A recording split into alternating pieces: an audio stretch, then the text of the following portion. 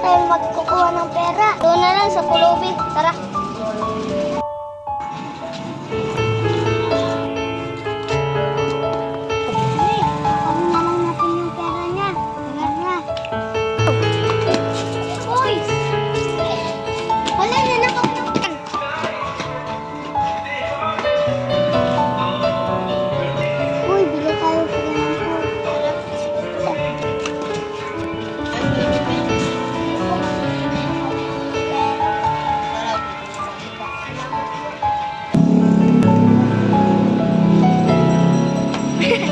Ito ang mga tutor ko. Lahat yan, tuturuan kita kung paano yan ibenta.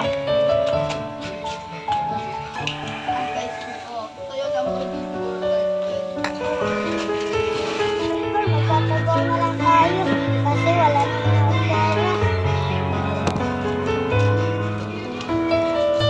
Uy, parang dito na lang tayo magtatago.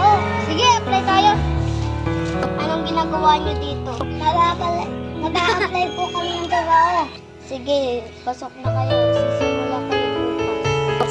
Salamat po.